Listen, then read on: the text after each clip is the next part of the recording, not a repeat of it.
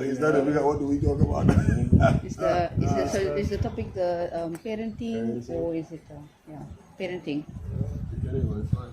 We started parenting conversation before. Anyway. So a lot of the previous recording of the parenting was from the absent fatherhood was kind of the main the main topic we were talking last time. Yeah, I think that's because it speaks to a global problem.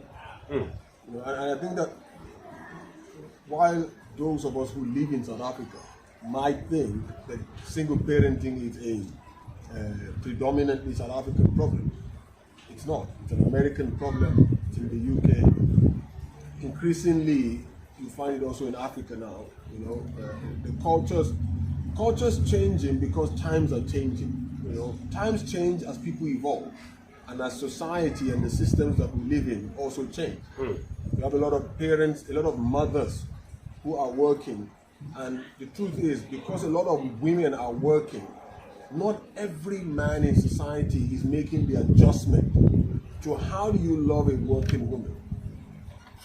You know, in the 80s, it was easy for our fathers to love our mothers because there was clear definitions of who was what and where your place was. And I think that's changed a lot.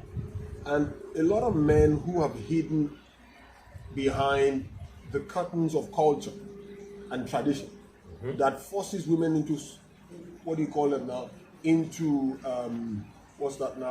into a back row, while he gets to do whatever.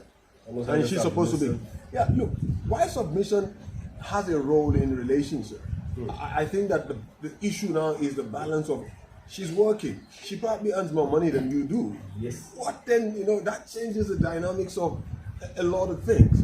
I once spoke to my cousin a couple of years ago. My cousin and I had an hour and a half chat on the phone, and we were talking, and somehow we got there, and it's like, hi, Tunde, women nowadays are arrogant, women nowadays don't submit. So I asked him a question. I said, what is your obsession with submission? I said, you cannot control somebody else's role.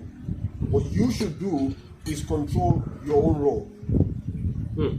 Your role as a man is leadership. Why are you fussing over the submission of a woman? A man must take responsibility for his own role. And part of the problem is because you have men who are stuck in the culture of the past. And when I mean culture of the past, that's not to say that things have changed in the sense of it. It's just that, look, it's the same stage. It's just that the roles have moved a little bit. And when roles move, people need to make adjustment. Change is different from adjustment. And people evolve? Yes. The evolution of people, the evolution of the systems that we are in. I know that my mother was a working class lady. And she was not one of the very many in those days. In the 80s when I grew up, my mother was one of the few women that worked. Most women were at home. And my mother had the harsh reality of working because she had to work for us to. She had to. She was a single mother. She didn't have the luxury of sitting at home and let some man bring the bacon in. You know, and I think that now that you have women are not working necessarily just because my husband or I don't have a man in my life.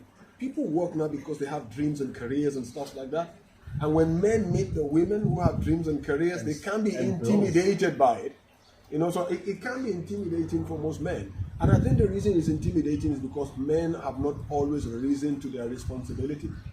If a man is living at the level of responsibility that he ought to, it will not matter what woman comes into his life. A CEO will walk into his life and he will still be man enough to be able to lead in that relationship. And I believe that sometimes is the issue. So when you look at the issue of single parenthood, it's not exclusively South African problem or what do you call it now, conundrum. It is a global issue, and it is increasingly a global problem where parents, mothers in particular, are left with children to raise. And I think I remember saying something the other time, and I think that it's important to address that, is the culture that has also started of, particularly in this country, where single parenthood, in an attempt to applaud strong women who are raising children alone, we've also created a generation, a group of people, of women who now want to have children by choice without the men in their lives. In the 80s, in the 90s, it was not their choice. The man walked away. He didn't stick around. But nowadays you have those who want to have a child without a man in their life. And look, you might not need a man, but that child needs a father. And the roles are very different. You might think you don't need a man in your life, but that child needs a father in his or her life. Because there is a role and a gap in the life of every child that only a father can fill, just like there's a role that only a mother can fill in the life of a child. And granddad is not always good enough. Granddad is an okay substitute. Uncle is an okay substitute. There's a whole lot of substitute in society. Yeah, a strong man in your community might be a good substitute, but they cannot really, you know. And that's why also, we find that kids who grew up without fathers in their lives, they tend to grow up and then they want to go search. Oh yeah, I know there's something called ancestry in Canada, for example, where people go and to find out what their ancestry is. We got it in South Africa in the version of Kumbele Kaya, for example. And you see 40-something year olds and 50-something year olds who's still searching for their fathers. 2 days ago, I watched a show of a 20-something year old who's about to graduate from university, who her father disappeared mysteriously when she was 5 or 3 or something. And you can see when she speaks of him, even though she's had no relationship with him for more than 20-something odd years, she speaks with a vacuum that only a certain level of people can feel to understand what it means to have such a vacuum in your life. But she has a vacuum in her life. She cries about a man that she hardly knows. And then I watched another episode of 2 sisters in their 50s looking for their mother. Their mother gave them from adoption when they were born. And this one is 50-something years old, and she cries for a woman she's never met. It's called a bond.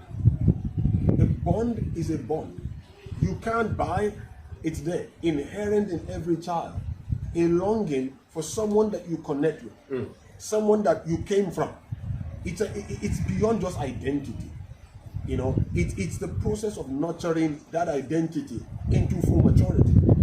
And it is important that women who are making choices and saying, I'm going to raise a child on my own, I don't need a man. Please remember, you might not need that man, but that child surely needs one.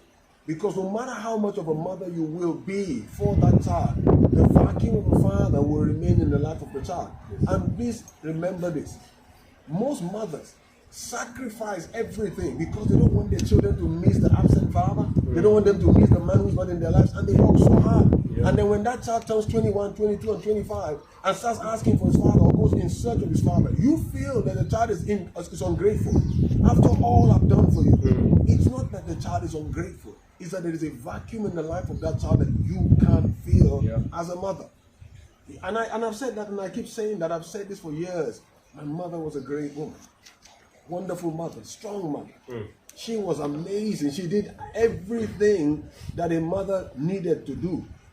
But there was a vacuum that she could not feel in a lifetime, not even if she multiplied her effort by 10. By the time I went, for example, in search of my father was 2009. And you know what's funny about going in search of your father? You don't go in search of your father because they told you how amazing a guy he was. Sometimes mothers have spent years telling their children how useless their father was. Yes. How irresponsible he was. Yes. But they still go in search of him anyways.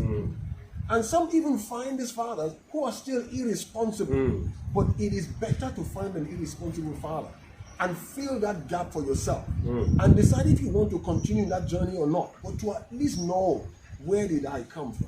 Closure. To have that sense of completeness. Because people don't understand. What it is for a child is that in the head of a child, you know what a child sees? A child sees a portrait, a picture of himself or herself, her mother, but then there's an image, an outer image of a man, but his face is not shown. Okay. That is how it plays in the head of a child who grew up without a father. So no matter how much my mother is trying to do, I keep looking at an image on the side, and I keep hearing, oh, he was useless. Oh no, and I'm not referring to my father now, but I'm talking about mothers who, sometimes a mother out of hate, out of unforgiveness, out of bitterness, out of, out of he left me, they tell the children what the man was to them. Yes. But they forget he was your man. He is their father. It's a different role entirely. He might have been a terrible partner. He might have been a horrible husband. He might have been the worst boyfriend you could ever lay your eyes on. He could have been the one you prayed that even your worst enemy would not get in contact with. But can I tell you something? He still has a role to play in the life of the children. Not necessarily the role of parenting them, but the role of helping those children fill in blanks. Because you know what happens to blanks? When we can't find the actual thing that fills blank, we go for alternative stuff to fill. Because one thing we hate as human beings is vacuums in our lives. And that's so temporary. Oh, you know, you find a girl who's 15 who seeks a boyfriend. It's not a boyfriend she's looking for, it's a man figure in her life that she seeks. Even she can't unravel that emotional complexity inside her. You know, and I've seen too many. For example, let's be honest with ourselves. One of the reasons why there's such a high level of teenage pregnancy in South Africa is because there's a lot of daughters, a lot of girls that are growing up with vacuums in their lives. The emotional complexity of not having a father to put in that frame, that portrait. And when she finds one guy who says, I love you, she confuses his I love you with my father, I wish you could say I love you. Yes. This story I was talking about now of a girl who found her father. At 25 or so, when she was about to walk into the room where he was, you know, so the lady or the guy who helped her find the guy's like, so your father is behind these doors. And you can see she's shivering, she's crying, she's emotional. And she made a statement that stuck with me. She said, I can't wait just to hug him. Wow.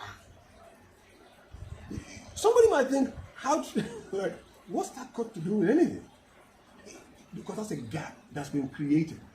A longing in her to be in the arms of a man who she came from, to love her in the way that only a father can love. But guess what happens to most women, most girls? Because there isn't that there. When a guy comes and holds you in his arms, he substitutes the father. He does not replace it, because no one can replace him, by the way. But he substitutes that. And it's a danger when the one who substitutes the father is one that can prey on you. Yes, definitely. It's wonderful when the one who substitutes your father is a stepfather who loves you like his own. It's wonderful when it's your uncle. It's great when it's your grandfather or someone in your family or even in the community who will protect you like your father will protect his own. But the problem is that society is full of predators everywhere. Yes. Opportunists. If they open their arms and you run into it, they're not thinking of keeping you safe. They're trying to eat you raw. Yeah. And too many fall victim of, I need love, a father's kind of love, but I fell into the hands of a boyfriend, and before I knew it, I got pregnant. And when he found out I was pregnant, he was looking for a good time. Yes. But I was trying to fill in the blank. And the blank I'm trying to fill in, he can't even fill in there. The shoes that I'm hoping he'll step into, he doesn't even know those shoes exist. He's there for a good time, and he's going to have a good time and walk away, and I'm left with a child. And what happens is that I find it very scary that single mothers seem to breed single mothers. Yeah. Sure. I hated the idea that my mother raised me by myself and my father wasn't there. But there's a way we cope with disappointment as human beings. We create a defense mechanism around ourselves to not get hurt. And one of the mechanism of accommodation or adaptation that we create as human beings is when the woman says, I don't need a man in my life. That's a defense mechanism. Yeah. That's what someone says when they've been cheated on by too many guys. That's what a woman says when she thinks all men are dogs. Sure. That's what you say when the one that you thought was the one walked out on you and went with your friend or with someone else. That's what you say because you gotta find a way to cope. So we don't heal, we cope. Too many people are not healing in society, they're just coping. So I've got a problem. But because I don't have the solution to the problem, I'm gonna find a way to cope. So what we do, oysters, I don't know who learned it from who, oysters or human beings who've learned the coping mechanism one from the other. Okay. I just feel that the oysters do it better than we do.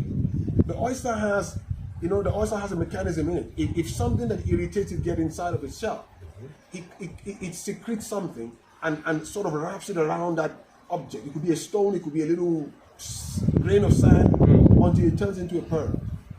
So pearls are actually harvested from inside oysters. As priceless as pearls are, they are harvested from inside oysters. And what oysters do is that they say, this thing is uncomfortable. I'm going to create my system. So his whole system goes into work and say, we're going to find a way. We can't get rid of it. I can't eject it. But I can coat it with something that makes it better and easier to live with. Sure. We do the same as human beings. The only problem is that it doesn't always end up in pearls for us as human beings. It ends up in problems for us.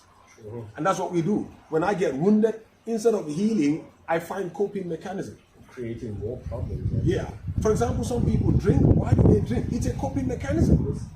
I can't face the real world, so I'm going to find a way to face the world. And I find that I am a little less anxious if I'm drunk. I'm a little less frustrated when I'm drunk. I'm a little less worried when I'm drunk. So he goes for something that becomes a coping mechanism for him or for her. And there's too many coping mechanisms. The danger of that is that when you look at it from a parenting perspective, the effect or the results are catastrophic. Yes. And you can see 3 generations. I mean, this is harsh reality. You might say it's only in South Africa, but I'm sure in America and all those other places, it does exist. 3 generations of single parents. And one vow to the other that when I grow up, I'm not going to be like you. Yeah. I'm going to find me a man that loves me. And I'm going to make sure my children have a father in their lives. But when she runs into the arms of the wrong one, and she gets bitten by the same thing that bit her mother, and that venom travels from her veins into her heart, and her heart becomes poisoned by that venom. She says, I'm going to protect myself. And in protecting myself from a man, I starve my children of the vacuum that I create by protecting myself from that man. Yes, it is wrong to project expectations on people that have no capacity to fill that role. However, your heart doesn't know better. You know that if you are, let me give you an example. If you are sorrowful, if something terrible has happened to you, you lost a loved one, and you are very, very emotional.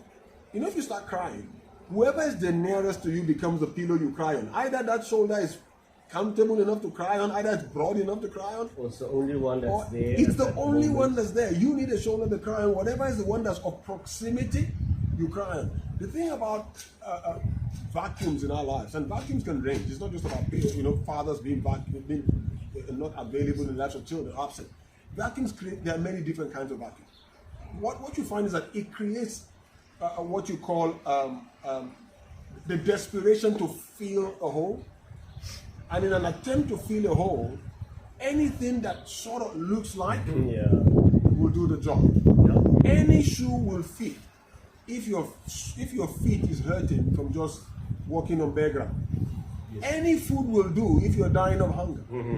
If you're really thirsty, you're not going to look at the color of the water. I promise you. If you've been in the desert for 7 days and you have not drank water at all, and they bring some water that looks somewhere in between tea and water, you're not going to ask where did it come from. You're going to gulp it.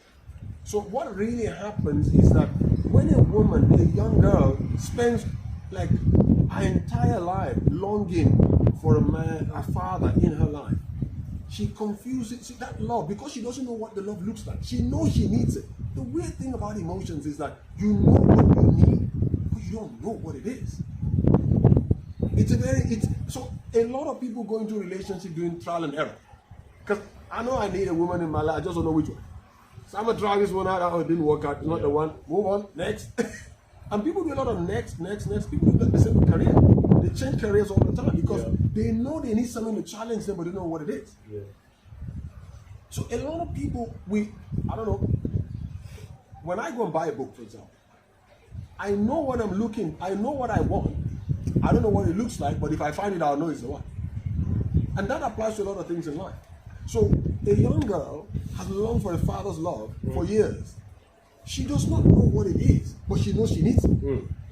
So that's the complexity of emotions. Is that you don't know what it is, but you know you need it. So it makes it difficult that your heart says you need it, but your head can't put a frame on it as to what it is. Why do you know? You know why you need it, but you don't even know what it is. But you know you need this thing.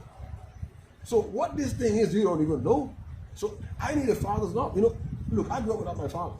And why women might think, or girls might think they're the only ones who miss their father, even boys more than girls. You see, for daughters, it's more of an emotional gap.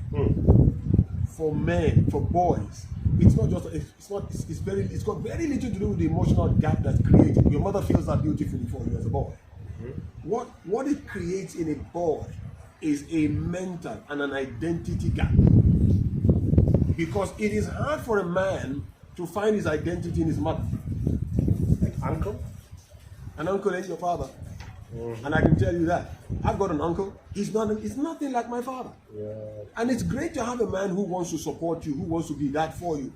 But sometimes it is beautiful when you meet a man you came from and you see those behaviors in you, those mindsets in you, still in baby form, but they've grown up in him. Yeah. When there are perceptions about you that you're like, oh, now I know why I'm like that. Yes. I'll give you a good example. So my daughter takes a lot of things from me. My daughter's very creative like I am. My wife always cracks a joke about my daughter and I, that we are bottom line people. My daughter looks at everything and she sees pictures. She doesn't read. So my daughter just sort of bounces off stuff, which is very smart. So she'll get something in the whole concept, but not in details. At the same, for example, I can't listen to instruction. Like if you give me direction somewhere, I suck at it. Like with somewhere like, oh, go straight, turn left, go right, you've lost me. Give me a landmark, I'll find it. So when we go out, my wife wants to go on GPS and find something. I just go for landmarks. Oh, we've been there before. I remember there was a big tree at the corner before we turned in. And she's like, I didn't even notice that tree because we're different people. But it's easy for my daughter to understand why she's like that because she can see all of that in her father. And it answers a lot of questions. Can I tell you something? If an eagle is raised by a chicken, it will be forever confused. You know why?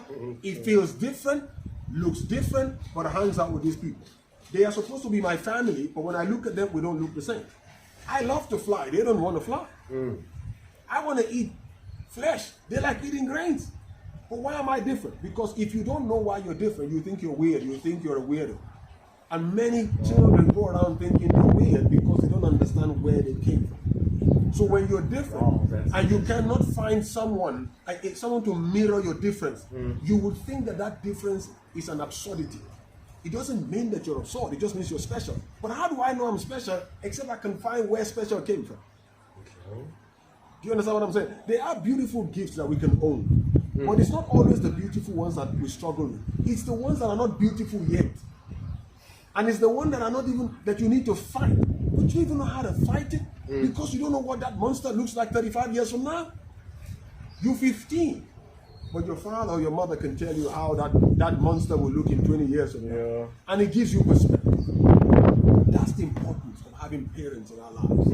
Either fathers or mothers. It's just that the absent fathers is more of a dominant reality in our society more than absent mothers. Absent mothers are there as well. I mean, there's a lot of boys and girls who have grown up without their mother. And I've also noticed when mothers walk, the sons are the ones who feel it more than the daughters. I've noticed daughters somehow find a way to cope without their mothers. Yes. Or struggle to cope without their fathers. And boys will often struggle to cope without their mothers than their father. When I was young, there was a time I lived with my aunt. And in those times, it was very difficult times for me. Because my mother would only come and visit like weekends. Or like one weekend every 2 weeks. Goodness me. The Fridays I knew she was coming was the longest day of my whole entire week. Friday I go to school, I can't listen to my teacher, I can't focus, I just can't wait to get home. And then when I get home, I'm at home already at 2. But my mother's only going to teach around 4, 5 or 6 o'clock. I go and sit outside my aunt's house so that I can see the beginning of our street.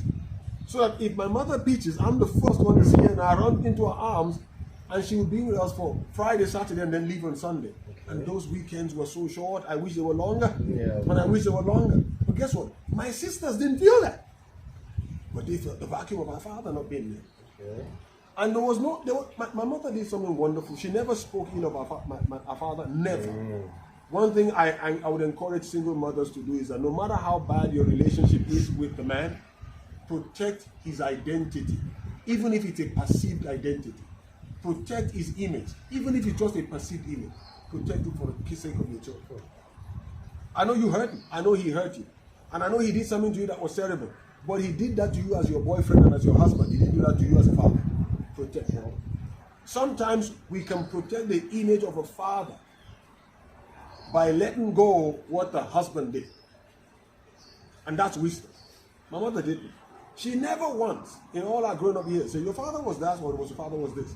When I was older and I could understand, and she would see traits in me that was in my father, wasn't great, she would call me and say, my son, I've never said this to you, but let me tell you something. And what she's doing is that she's painting a picture of, this is where you're going to be 10 years from now. Because I've seen the 10-year-old version of this yourself. You see, that behavior in you that you think is just still in infancy, I've seen it at 10 years. It doesn't look pretty, my son. Fix it. Do you understand that? So it's important, while I have an issue with the husband, let me protect the image of the father before the son and before the daughter. Let the children be protected, even though your relationship with their father was not awesome. Let the children be protected, even though your relationship with their mother was not great. Let the mother image they have remain beautiful, even when you know it's not all of that. But sometimes, terrible wives can make great mothers. Terrible husbands can be amazing fathers. Because it's a function of two of you that didn't work. That doesn't mean that they can't be great fathers. And I think that too many get cut out of the life of their children because they failed a particular subject. They didn't fail the class.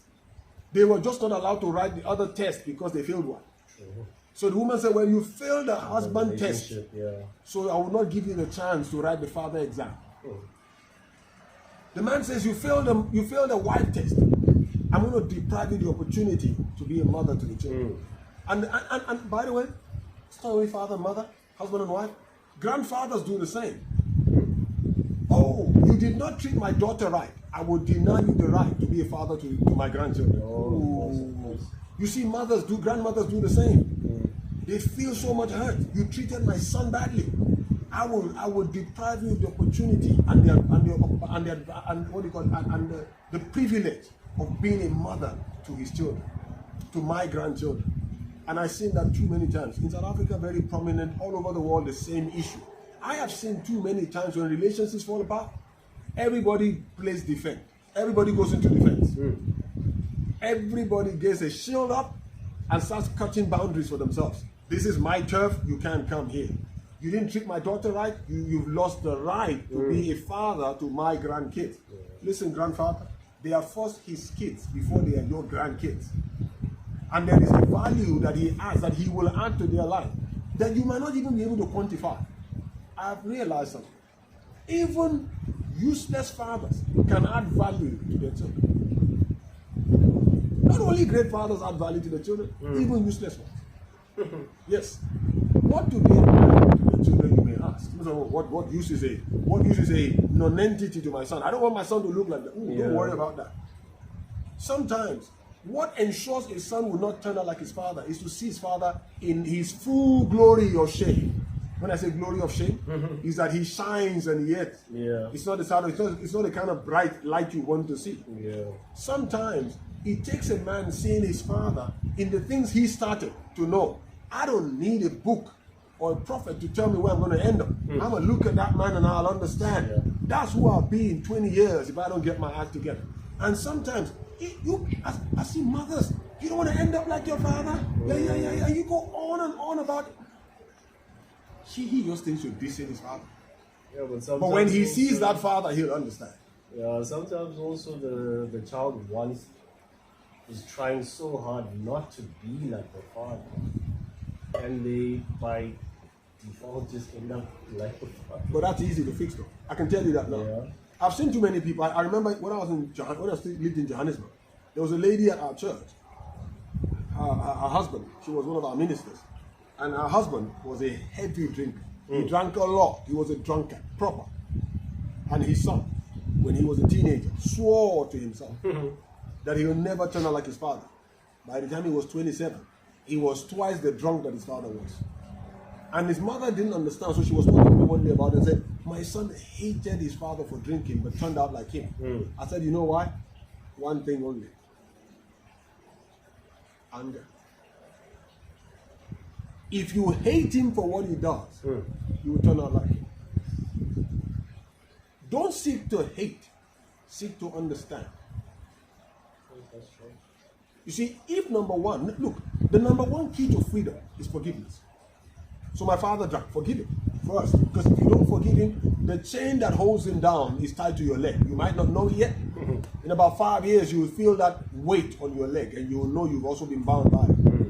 I see too many men who hated their fathers for being promiscuous. He just slept around. Every woman on the street he slept with. And he hated him because he saw what he did to his mother. What his father did to his mother. He saw the disappointment, the heartache that his mother went through because of his father's infidelity. You would think he will become a father and become, what I mean a father, I'm talking about a father, a father from the Catholic Church, and not marry and say, ooh, I'm gonna, no. He becomes a player like his father. You know what? The reason for that is simple. If you hold it against him and you have anger, what anger does is that it ties you to that person. What controls, what compels them will compel you at some point. You know why? Your father's fighting demons. You might not know. He's fighting his own demons. So by you thinking the man is just being what he is, you're failing to recognize the fact that there are things, sometimes, in some cases, beyond what the eyes can see, that compels him to behave in the way that he does. For example, if a man has a drinking problem, it's often because they cannot confront their own demons. So in order to run away from it, else we just look away. If I am numb, I wouldn't feel it now, would I? But he's then realizing, well, I'm not getting anywhere. But by that time, that thing is part of your system, you can't stop. It's not fixing you, but you can't stop either. So I realized that sons who turn out like their fathers, one, did not forgive the man. Forgive him. Yes, he was useless. Yes, he was absolutely an idiot. Yes, I get that. But if you can't find it in your heart to forgive him and understand he was human and he had his own devils that he was fighting, you will not put yourself in the position to, what do you call that? To brace yourself for what's ahead of you. Because let me tell you, whatever tricked your father is coming for you. Whatever tricked your mother is coming for you. Why do you think some women have this terrible thing of always dating the wrong guys? They just can't. It's somehow they just tend to get the short end of the stick at every time. He looks like Prince Charming turns into a frog later. You know, the ideal story is frog turning into Prince Charming. They've got Prince Charming that turn into frog. And their daughters are like, I would never kiss a frog my whole life. Guess what? She's going to marry one. Why? It's the same problem. You see, children, it's amazing. My daughter does things. And I can almost tell what her intentions are. But how did you know? I'm like, you came from me, child. This is an old trick. We played that trick 25 years ago. We played that trick 30 years ago. Because we understand when we see it in them that it's also in us. Do you understand that? The problem is that the child does not know that what's in them was also in their father. The daughter doesn't know what's in them was also in their mother. So they think it's just me. No, it's not. When I learned, you know what I told myself? Not a chance in hell am I having a girlfriend. So some people don't understand where you come from. When you know what tripped your parents, wisdom tells you to play carefully around that thing. Because you are likely to fall into his hands. So while Sabu might be my friend and he can have multiple girlfriends and nothing ever might go wrong in his life, I need to look at the tendencies of my story. The tendencies of your story will help you know. If your father, my grandfather and my father never drank alcohol. They had no problem with alcohol. So that was not something to fear, even though I never drank. But that was not something to fear. I had to look at, life is full of patterns. People make this mistake of thinking life just happens. No, life does not happen. Everything is a pattern. And you'll be wise to check, what sort of pattern do I come from? That is part of the importance of fathers, of sons knowing their fathers, of daughters knowing their fathers and their mothers. It's sometimes, that's why I said to you, a useless father can still be useful to a child. Because it helps him see patterns. If you just get told by people, your father was useless, forget about him. I was told that when I was growing up. My aunt kept telling me, your father is useless. I'm talking about your daughter. I'm dreaming about me. He was no good. Even a no good father is still good for the child. You understand that? And what that speaks to is that it can help you understand where you came and why you are the way you are. Because nobody is just the way they are. Everybody came from somewhere. That's why the mango tree that's growing in your backyard did not fall out of heaven. It came from another one. And you know that popular saying that an apple never falls far from the tree? That they were speaking about parenting, you know that. That's not about anything else. If an apple never falls far from the tree, then we all know everything that apple constitutes came from the tree that gave birth to it. And we will not help the apple by telling it not to see the tree because we think the tree is useless. Just focus on yourself. Sometimes you learn good from evil. Sometimes it takes going through darkness to appreciate light. Sometimes it's seeing other people fail that helps you succeed. Sometimes it's okay to look at the ones who have gone ahead of you, see what made them trip, so you know which road not to walk in. But if you don't have access to those kind of information, you will walk blindly thinking it's a cool road. That's what your father taught when he was 22. It was a cool road until he fell into a ditch. You know that in South Africa and in America, there are sons that end up in the same prisons where their fathers are held. Yeah, true. But when he was 10 years old, he hated his father for being stupid. Got himself arrested and went to jail because he was selling drugs. Guess what? He's 18, he's 19, he's 21, and he gets sent to the same prison where his father is. And that's the only time his father gets the first reality check of life. It hits him like a truck. That even without being in the boy's life, he has created a replica of himself. A replica of himself. You know what children are? Children are like liquid plastic. Parents are mold. When you inject liquid resin or something like that into a mold, it takes the shape of that thing. Even in absence, that mold is present. Even in absence, the mold is present. Mother, do a favor for your children. Let them know where they came. He might not be the greatest husband. He might not be the best husband. In fact, he might be a useless father. I know that. Let them know. It will help you. Sometimes shining light on what's ugly helps us know how to find beauty in our home. Yes, he's ugly. Let them see ugly. It will help. I have realized some of the things that have fired me on as a man in life are the things my mother told me about my father that were not awesome, but they propelled me into a place of decision and discipline. And those are two key words: decision and discipline. You can raise your children the way you believe is right, but until a child makes a decision to be disciplined, they are not going anywhere. Yes. Decision comes from knowledge. You cannot make decisions in life without knowledge. But you also can't have discipline except you know what's on the other side. When you fear failure, the discipline to train will be natural to you. If you fear failure, the discipline to rise up in the morning at 5 a.m. when others are snoring will become natural to you. If you're afraid of falling, climbing will not be a problem. But those who are not afraid of falling keep looking down until they trip. But he that's afraid of heights, when he's high up there, he doesn't look down, he just keeps going. Yeah. Because he knows what's down there. Because what's down there, he doesn't have to see it. It's been painted in his heart. He knows what that thing is.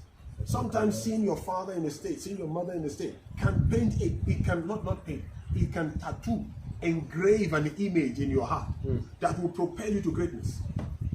There are many great men and women that are not great because their parents were great. They were great because they saw the not so greatness of their parents, and it chartered a course. It set them on a course in life that others will never understand why he's still reading at 1 a.m. Others will not understand why he just came from a business meeting, was already planning another one. Why do you have 5 businesses? Why do you keep pushing yourself? Why do you keep doing that? Because I've seen what it feels like not to push yourself. My father was a picture of not pushing himself. I'm not talking about my father, I'm just saying generally. Your father is a picture of not pushing himself. Your mother was a picture of a woman who sat at home and did nothing with herself. I'm just a housewife. I just love my husband. And then at 20 years later or 30 years after they've been married, your father dumps your mother for his receptionist. And you see your mother break down in all sorts of pain. So I sacrifice all of this so you can leave me for a 2 left-legged girl somewhere. And you told yourself, never be at the mercy of a man. That's a good thing. But you be balanced. But decision and discipline is key in life. Many people can't make good decisions because they don't have knowledge. And many people cannot discipline themselves because they don't know what it feels like to slip off the track. If you've ever slipped off or seen someone who slipped off, you will know why discipline is essential. Those who discipline themselves are not fools. We discipline ourselves because we realize if I let go my body, it will turn into something else. If you came from a family of our gene, we got a fat gene. If you came from a family everybody's round and everybody rolls around, you would do yourself a favor to stay away from KFC. Not because it's not tasty, but because you know it's poison to you. Because some guy can eat KFC all his life and he'll never gain weight. I know people, they eat all day. They could not gain weight. It's like their body metabolism is amazing. Yeah. But you, even if you look too long on KFC, you gain weight. And if that's your story, the gym needs to be your friend. And when you go to gym, others are like, what's your problem? You don't have weight? No, I'm keeping it far away from me. Ever watch the movie Venom? I never watched the movie. I think there's a Spider-Man movie where he was always possessed by this other suit. The black one. And they realize that the way the suit comes off him is by hitting metal with metal. The vibration of metal and everything falls off him. And when you see that sort of extraction, that separation, when you understand what that is when darkness fights your light. And if you know how thick your darkness is, you will know how to stay in your light.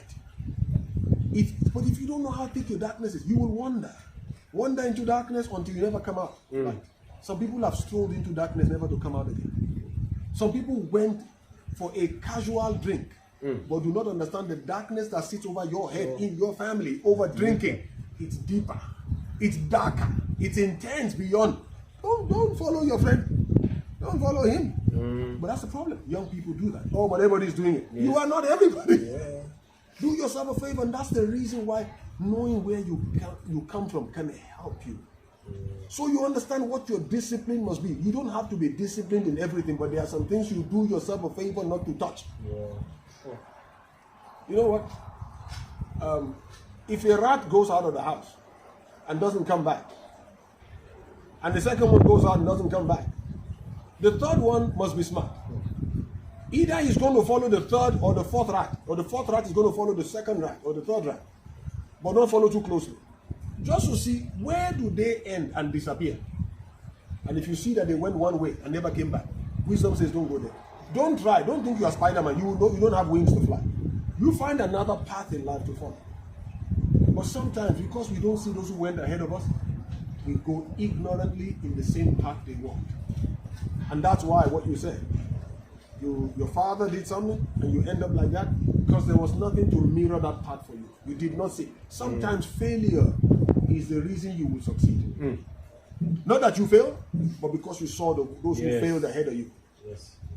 But if you don't have that, you have chosen by default to learn by your own mistakes. Mother, their father made a mistake, but can they be inspired by that mistake? Expose them to that mistake. You might be a perfect mother that has never made a mistake your whole life, but he's made mistakes his entire life. Let them know him, because it will help them know. Because that means that they are prone to making mistakes. Just because you raise them does not mean instinct will not override training. You know, people don't understand the dynamics of training and instinct. There is instinct and then there's training. You can be trained to do something, and your instinct will override your training. Can I give you a good example? What happens to snakes that eat their owners? What happens to lions that attack their owners at some point? He was a little kitten. They were feeding him with fish, and they were feeding him with cooked soup, and he was a vegetarian. But the instinct will ride over him one day, and he will look at that guy and he looks like a zebra. Yes, of course. So that's why there's training, there's instinct. And strong mothers believe that all I need to do is give my children training. No. That instinct, it's a destructive one. I have seen too many. Instinct overrides training at some point. What helps instinct to stay tame? What tames instinct? You know what tames instinct? Realities. When you see how the lion who went before you fell, your instinct is controlled by the fear that falling instills in you. Nothing will help you stay on track like knowing what people who fell off track look like. If you ain't fallen before, you wouldn't know what it feels like to fall. And I mean, why would you not want to, like you say, read about that or learn about other people's failures? Yeah, you see, the problem is this. Why you can learn from a lot of people, the best place to learn is where you came from.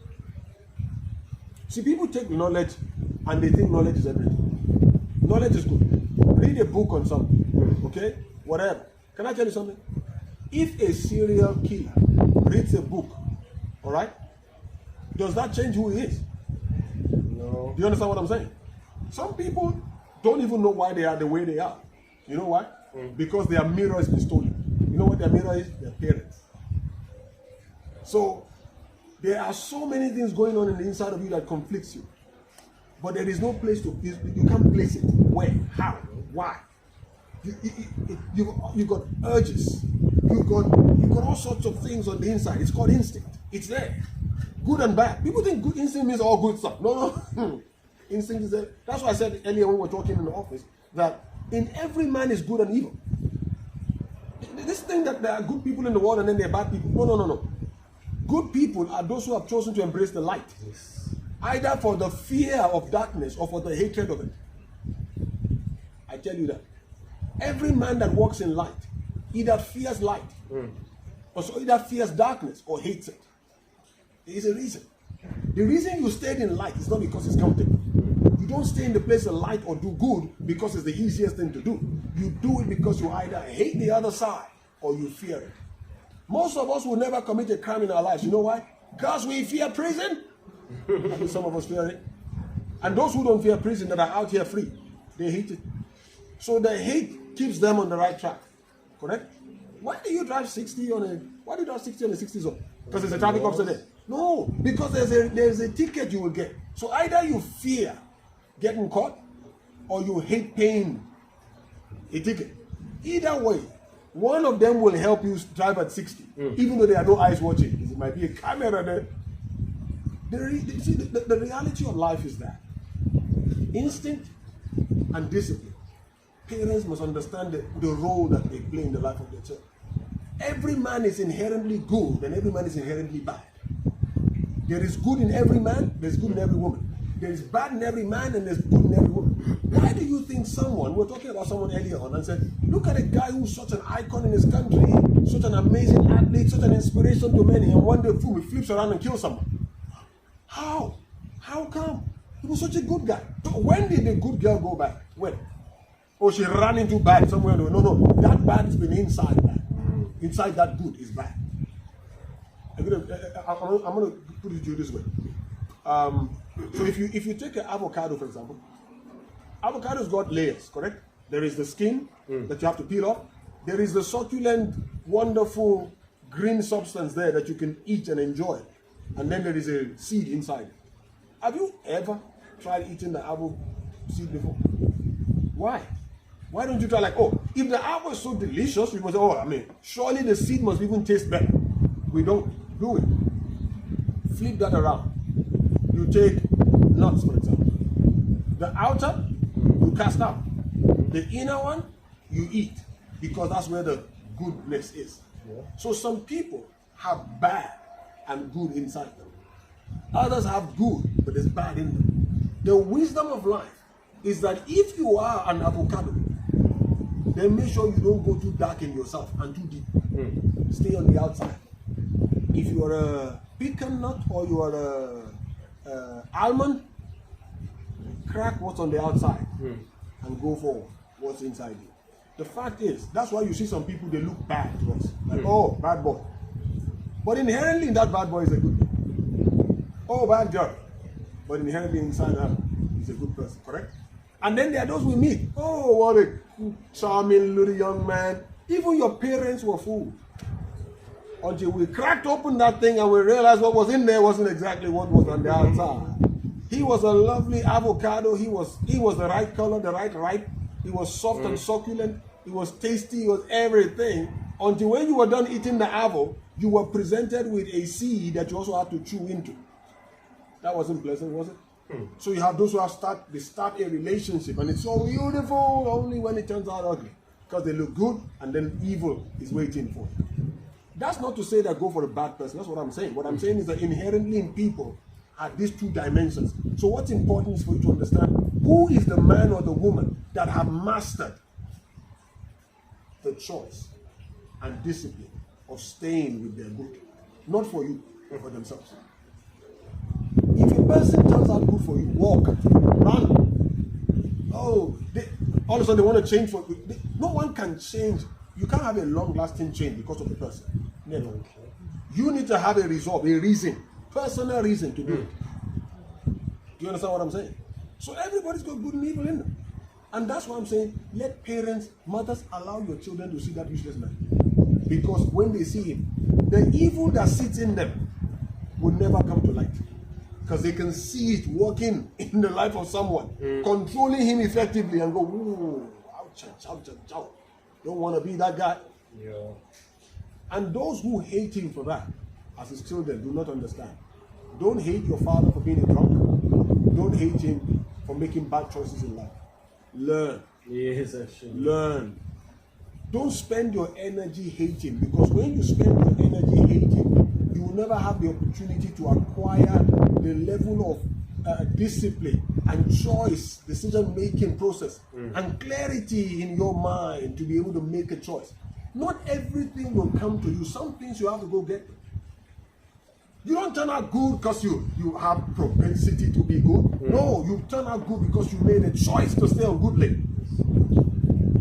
So some of us think, oh, athletes are just born athletes. No, they're not, but they train for those things, people. Yep. And I can't swim to save my life. If I was drowning now, I would need every help on the planet to not drown. And there's a child like Claude as a fish. Yeah. Was he born one? No. He made that water his friend. The water, you see, when you and I go to the ocean or the beach, we dip our feet in water. Oh, it's so cold. Some guy comes and just zips inside. Yeah. And I realized something. When I go to the pool with the kids, that water is freezing. And there are people inside it. And yet it's freezing. Yeah. And I realized, so I'll have my top on, and I'm trying to take my kids into the water. And I've noticed the water is extremely cold until someone told me, 2 things needs to happen for you to overcome that. One, take off your shirt. Because once your shirt gets cold, you think it's a protection from the water. It's actually the reason why you get colder and colder, because it's holding more water this way. And it says, take off your shirt and just get it. And I realized the quickest way to overcome it, dive in there so your body can adopt it once off. But if you keep doing a gradual one, you're going to get yourself in trouble.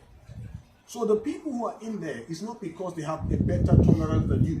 They just had a better resolve to do it one time. People don't do good because they are inherently good. They do good because that's a resolve they made. Decision, discipline. And I'm saying that to an individual, a person developing, understand the value of decision and discipline. But to parents, understand that training and instinct can ruin 20 years of training. Yes. Have you not ever seen that? I've seen that in movies. I don't know about real life, but I've seen that movie. I'll give you a good example. A dog's been trained, beautifully trained to sit, stand, jump. You know, he can catwalk, he can do whatever. They take them for dog shows. And then one day, the dog is sitting as commanded until someone took a dog bone and passed. Sure. His instinct does not tell him to sit. He will crash all that training all in 5 seconds because instinct says, we chase bones, people, we don't sit. Yes. His instinct tells him, you're a dog, you're not a teddy bear. Come on! My neighbor's got 2 dogs. And he's got a very low fence. So when they moved in, the fence was low. They could see the fence was low, but they're like, okay, hopefully the dog will jump up. So now when everybody passes, the dogs will lean on the gate, on the fence, and they will bark at everyone. The day they moved in, and that evening, one of our neighbors up the street was walking their Yorkshire Terrier. You know what a Yorkshire Terrier is? It's about the size of a cat. And they're walking their Yorkshire Terrier. And these dogs that have spent the whole day barking at everybody because their owner told them, you don't jump the fence. Come on, instinct. We don't do that. When instinct kicks in, reason disappears. See, that's the thing about training. You could be trained all your life. But if you don't know how to, see, instinct, you must know how. So someone said, do you tame instinct? Oh, yes, you do. You gotta tame your instinct. But why would you tame your instinct if you're not even exposed to what your instinct can do? Many don't know what their instinct can do, either good or bad. So because they don't know the power of their instinct, they take it for granted. It's a lion that's growing in your yard. It's an elephant that's getting bigger and bigger and bigger. But because it's obedient, it does not. It's docile, walks around, lays around, until one day something flashes in front of it that kicks the instinct in, and it will drag you through the mud for a lifetime.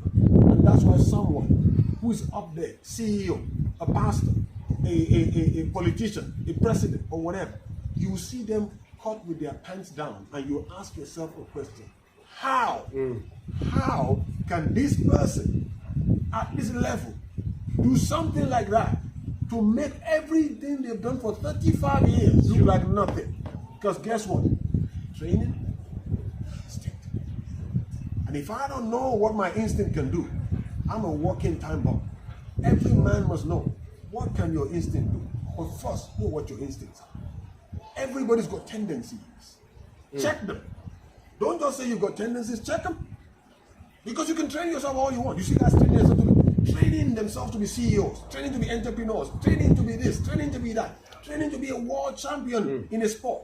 But he's not attending to his instinct. So, okay, so you're saying it helps to know, like your absent father, whatever good or bad he looked the way he Oh, absolutely. Life, because you might pick up traits that he had. No, you might. You will pick up traits. You're...